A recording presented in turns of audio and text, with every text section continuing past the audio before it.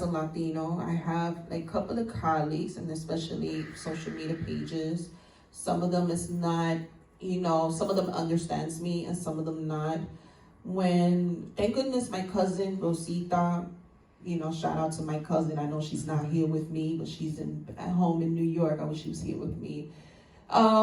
Basically, when she lived with me a couple of months when I was in my old apartment and with my mom and everybody, she was like the best for me to understand my sickle cell, and especially, she's a nurse.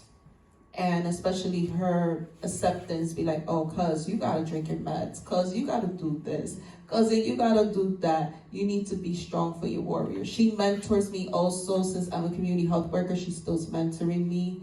Like, cuz, I'm working in the clinical setting also, and especially when they see as a Afro-Latina and Afro-Caribbean person like me, especially Norte, I get accepted.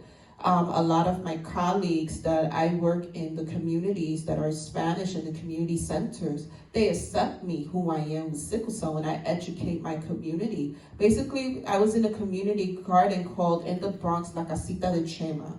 So I usually go there, dance my culture, represent, even do advocacy work for sickle cell. And I'm so proud that La Casita de Chema gave me a chance to advocate for the community. Also, more community gardens that I want to open my advocacy to them, because it's important that, the Bronx population and all New York to know that there's an acceptance in our own community. Sometimes I don't get accepted because, due to stigma, and especially like, oh, you're not Spanish, and I said, do I have to explain to you where my ancestors are from?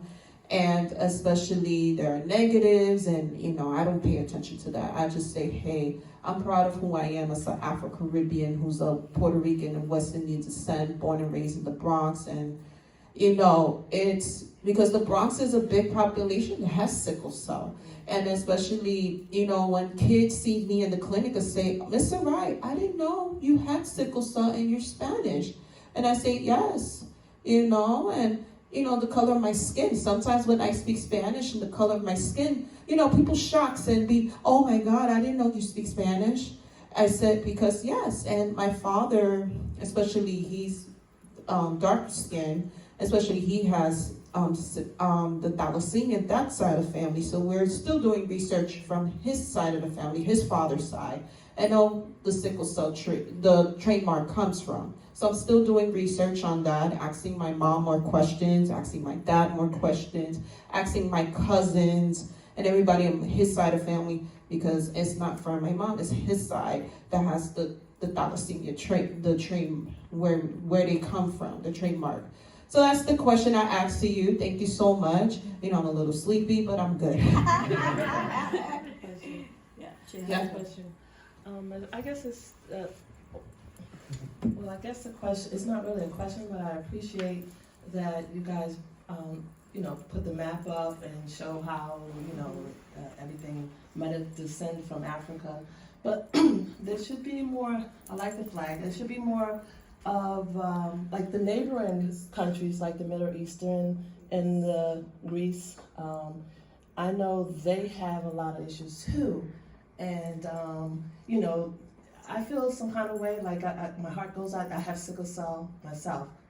And I often wonder, like, who speaks up for the neighboring countries to Africa?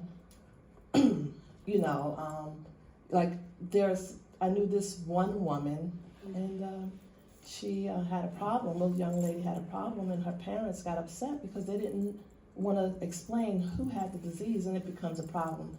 But, my heart goes out to all of us who have sickle cell, the neighboring countries, and people who have thalassemia in Greece and the Middle East and India. So I'm glad that you guys are here, that you have like an international here with the sickle cell. Maybe everybody can come together.